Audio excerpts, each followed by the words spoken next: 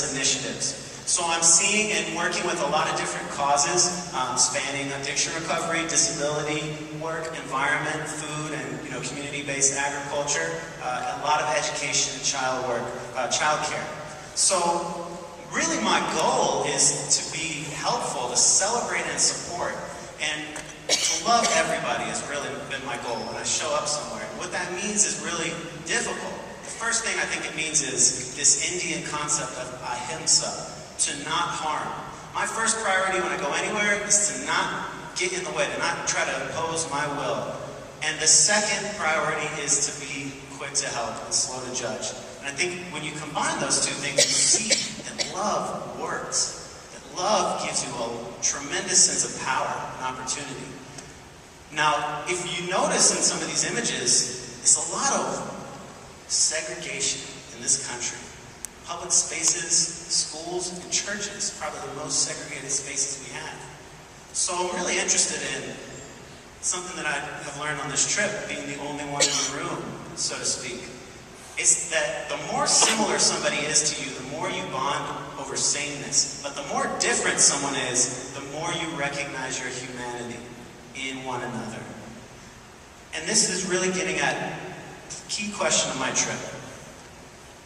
It's easy to build against. Really easy to bond with people by asserting a common enemy. We get excited when we do this after a disaster or some kind of horrible storm. But we were us before the hurricane came. We do this in order to position ourselves as better than them. A defeat to them in red and blue politics. A defeat to them is a victory to us. The us and them is always mutually exclusive and hierarchical. So if you are considering, how the we looks at, say, the disability community, we position them as broken in order to position ourselves as whole. It's mutually exclusive and it's hierarchical. So how do we transcend these inevitable social divisions? Well, Dr. King says you need both love and power. He says power without love is reckless and abusive. Love without power is sentimental and anemic. But I believe, and Dr. King as well does, that the most beautiful kind of power actually comes through love. And that's something that I've experienced on this trip. I didn't raise a single penny for lodging. I haven't paid a penny to stay anywhere. 61 different roofs have been put over my head. When you owe somebody a debt, you have a power gap. When you're repaying debt, you are diminishing power. When you're repaying kindness, you're expanding love. You're increasing love. And what I've seen on this trip is that love works and love multiplies. Love keeps growing. And the very next thing that Dr. King says is power at its best is love, implementing the demands of justice. So this question of implementation implies access. You gotta have access to safety, to health, to the basic needs. And if you can sit right now and just think, do I have my immediate safety, my next meal, clothes on my back, somewhere to stay? Take a big breath. Do you have my health?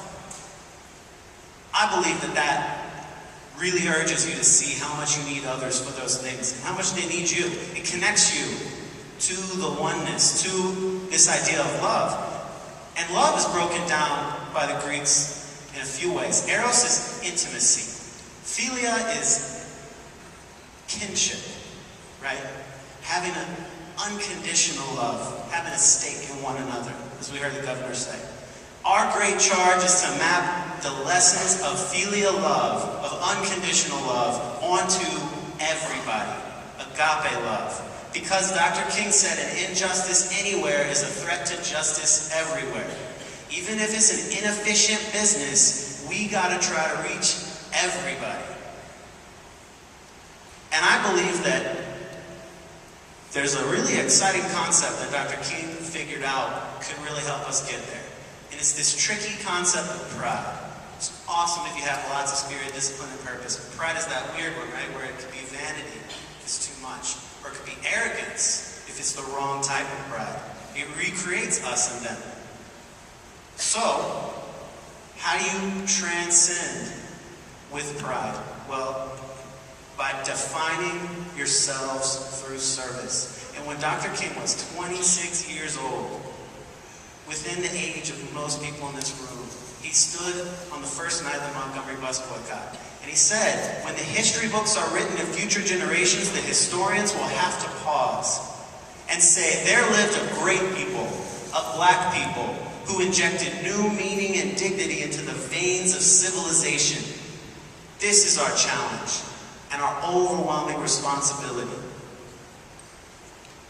We can be great. What are we making City Year mean? What does it mean to be a City Year alum? We can be great. What does it mean to be a young person? We can be great. Everyone can be great because everyone can serve. That news clip from 1991, you know what it said this morning? It said, they are changing the way people talk about young people. You are literally changing the reality of how much power young people have, of how much hope young people have, by not worrying about limited commodities that create a scarcity mentality, but by accessing the infinite return on investment that love offers. And this is the only way we can be great as a nation. We're hardworking, we're motivated, we're entrepreneurial, we are proud of our Americanness, but that's all for me, my family. The only way to be great is to see your gifts as instruments of service, and when our country is able to become a nation where all our gifts and resources are held not for ourselves alone, but as instruments of service for the rest of humanity, we begin to implement the demands of justice with a foundation of love.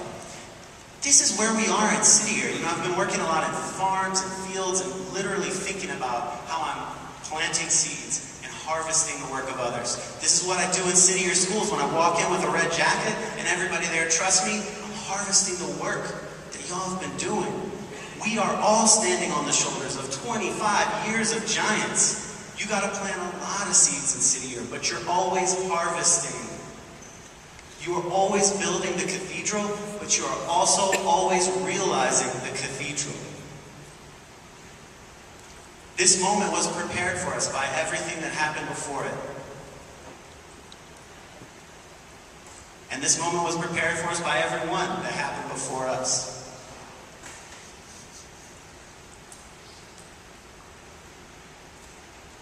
You are because of everything. And everything is because of you.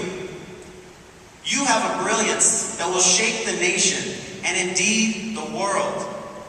And if anyone should ask, how many did you help?